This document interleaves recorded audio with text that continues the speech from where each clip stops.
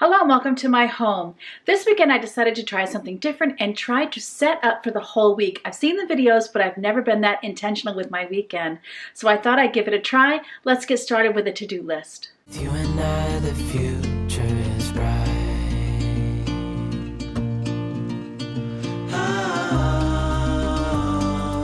You and I, we got it. My to-do list is pretty long, but I'm just going to see what I can get done. The weather outside is nasty. It's raining and 41 degrees, definitely not typical for Maine in January, but it's a great day to stay inside and get things done. This is what I'm looking at in the kitchen.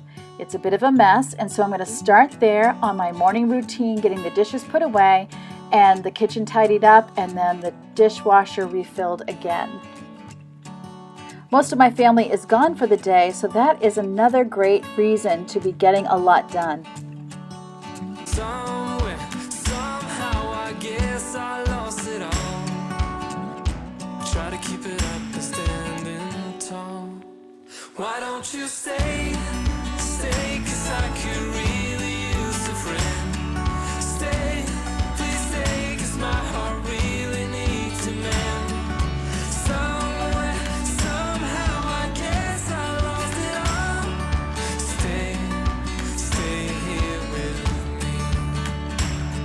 These are difficult days that we're in, and there's a lot going on that's very difficult to understand.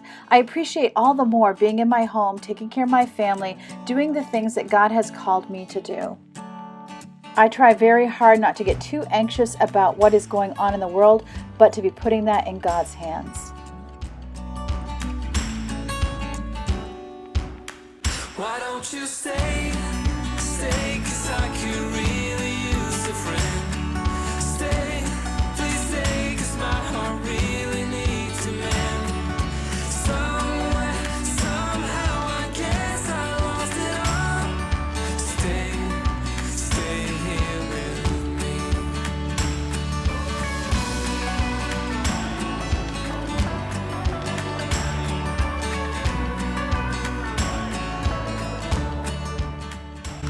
I've been finding some really good devotionals on YouVersion, and if you'd like to find me on YouVersion, I'm Karen at thismainermom. One devotional I love there is called Dealing with Uncertainty, and it goes through many of the promises of God, and it's been so good for me to go through those things. So I'm finishing up the kitchen, back to the video, and there's my Method Daily Wood Cleaner that I'm having a hard time finding, but boy do I love it. Why don't you stay, 'cause I could really use a friend. Why don't you stay, please stay, 'cause my heart really needs a man. Somewhere, somehow, I guess I lost it all. Stay here with me. Why don't you stay, 'cause I could really use a friend. Stay, please stay, 'cause my heart really needs a man. Somewhere, somehow, I guess I lost it. I really enjoy wiping down my countertops. I find it very therapeutic, and it usually means I'm about finished. And this Caldrea countertop spray smells so good, and it just really lingers in the room. So here we were before, and now after. That looks so much better. With the kitchen cleaned, I'm getting the laundry taken out of the dryer and switched over so I can start a new load. Our washing machine isn't working well right now. We have one ordered and we're just waiting for it. So I'm only able to do about a half load at a time because my washing machine just isn't doing a good job getting things clean. It's already lunchtime, so I'm getting some bacon started for a BLT, and then I'm getting into my bedroom to finally get my bed made. As I do my voiceover for this video, I just wanted to let you know that I kind of picture you in a chair, drinking a cup of tea or coffee, chatting away with me about our day and about our lives. I really think of you as a friend. My bed is made, and I'm getting it sprayed down with this geranium Mrs. Meyer's air freshener. I'm really loving this scent. It smells like spring. I'm getting the rest of my sandwich made, my BLT sandwich, and I'm going to sit and rest for a little while, which is so important. I find if I take time to rest, I actually get more done in a day than if I try to plow through.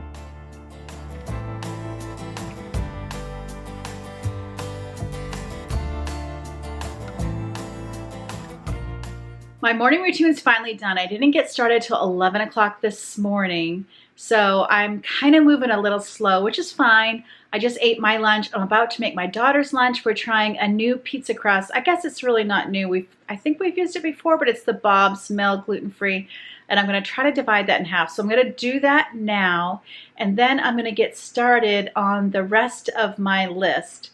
And I think what I'll probably do is tackle some quick things so I can feel like I'm getting the list done, because my whole morning routine was just one item on the list. So I'm feeling like this is impossible, but I'm not going to get discouraged. I'm just going to make my daughter's lunch, and then I'm going to go through some of the items that are super quick so I can get some things checked off and feel like I'm really doing something. So let's keep up and not give up. So what I realized is the Bob's Red Mill that I have here, it's gluten-free, is that it is about 3 cups. So I'm going to only use a cup and a half, and then I'm going to try my hardest to divide the yeast packet in 2, because I know my daughter's not going to eat an entire pizza by herself, and then we can make the rest of it another time.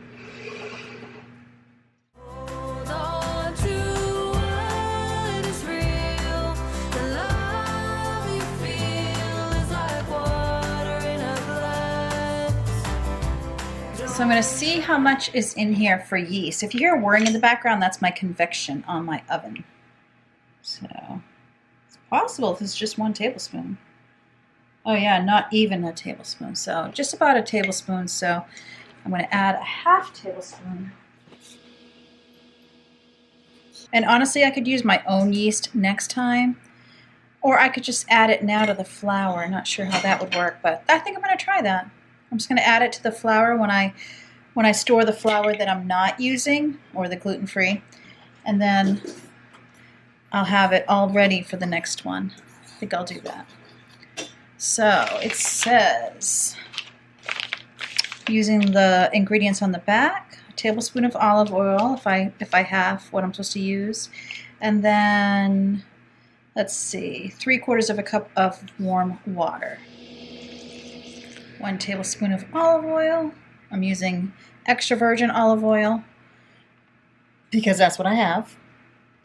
Honestly, if I had it, I would use avocado oil. That's what I use for most things.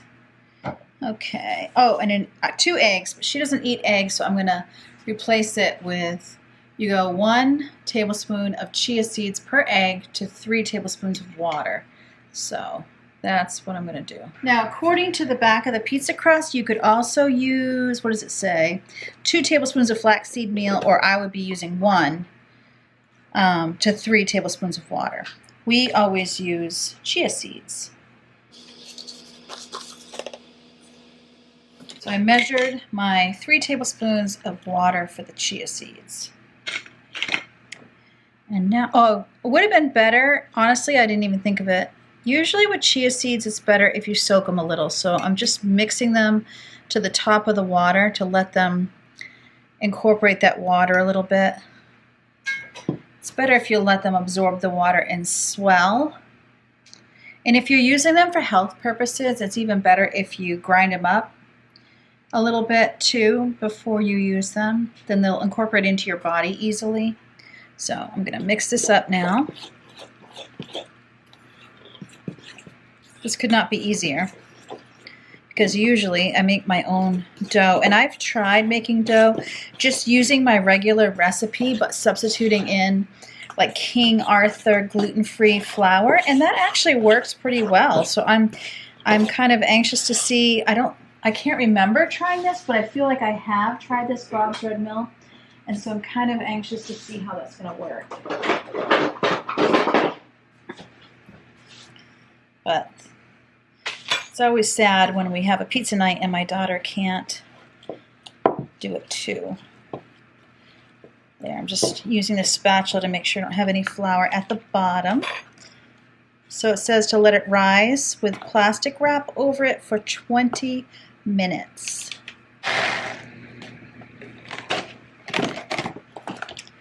Then while that's rising, I will get to some of the other things on my list.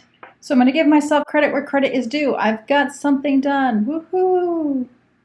And then what I often do if I'm tired is, this was a very active thing, I'll start doing some things on the list that are sit-down jobs, just so I can rest but keep on moving. So I'm getting some homeschool curriculum boxed up, because here is what happened. That's mine. I ordered homeschool curriculum, and I got a bunch of books I didn't order, like I got doubles, and then I didn't get stuff I did order. So I need to find all the things that came in duplicate so I can get them in a box, and they sent me this handy dandy shipping label to ship it back so that then I can get my money back.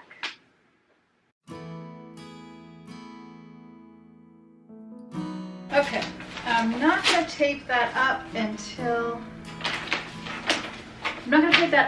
I bring it to the post office, because I want to make sure, again, I'll double check it and make sure I've done everything correctly and that I have the proper paperwork inside. But for now, I can cross this baby off my list. And next, I think I'm going to correct papers, because that's another quick one. Did I just say that correcting papers is quick? I don't know what I was thinking. I guess it's quick if you compare it to, oh, I don't know, something that takes 2 hours. It did take a good half hour, which isn't that long. I guess I just wasn't in the mood to do it, which is why I usually end up doing it in the morning, but I had a little too much to do to get it done then. So I'm just going to be thanking myself come Tuesday morning that I don't have to correct papers. Here's what that pizza looked like going in, and we completely forgot to take a picture of it coming out, but it was really, really good, and definitely will be doing that again. So my battery died. While my battery was dead, I finished correcting papers, and then I went down to the basement to see if I could find my Valentine decor. I found one dish towel that was stained that I just need to get rid of, and I was looking for a Valentine wreath that I made last year, and I could not find it, so that was frustrating. It was way messier down there than I remembered. I don't go down there very often, so that is definitely going on the declutter list. It was already there, but it just feels way more urgent. I also found the 20 by 20 inch pillows that I was looking for. I wanted to know how many I had, and so I found out I have 3, and I really need 4, so I might get one more, because I like to buy pillow covers for my throw pillows on my couches rather than buying new pillows every time. So I have these that came with my couches. I already had, how many do I have? 3? I should see, because honestly, if I have 3, then 3 more would work. 1, 2, 3. How many pillows do I have? Valentine pillows. Are you sitting on one? 1, 2, No. 3, 4. I think it's 4. Yeah, okay. Yeah, I have 4.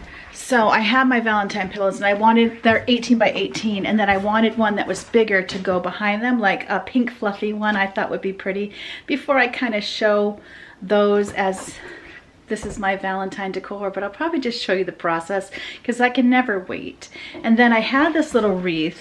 I'm totally off topic now, but I had this little wreath I got at Target. It was just the green, and then I got these little rosettes at Dollar General. It was like a whole package for $1. And then I had these 2 little birds.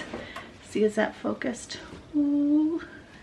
Let me see if I can focus it. Yeah, I had these 2 little birds from Christmas, and so I put them up there as lovebirds. I think they're so cute. And I have another wreath that should get to go here. That's a heart, but I can't find it. Oh well, I'll figure it out. I might be able to find it. So anyway, I think I need to order one more 20 by 20, and then I can get my pillowcases too, or the pillow covers rather. So I got that done. And so I'm gonna go back to my to-do list, see what I've got. It's 4 o'clock right now. It's starting to get dark out. It's still so dreary. So I might not last too much longer. I might have to wait and do more tomorrow. So I'm really glad I started this on a Saturday. So for right now, I'm gonna get my spice cabinet wiped out. That shouldn't take but just a few minutes.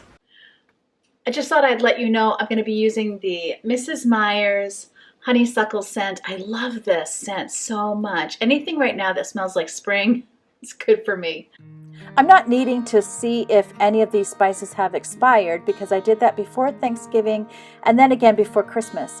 It's just that as we're cooking, little sprinkles of spices or little messes get made on the cabinet that don't get wiped up. And also I like to have things for savory dishes on one side and things for sweet dishes on the other side. And people don't tend to put them away the way I would put them away. So I like to go through and reorganize every once in a while. So just getting things wiped up and a little bit reorganized, and then I'm done. So this probably took 5 to 10 minutes at the very most.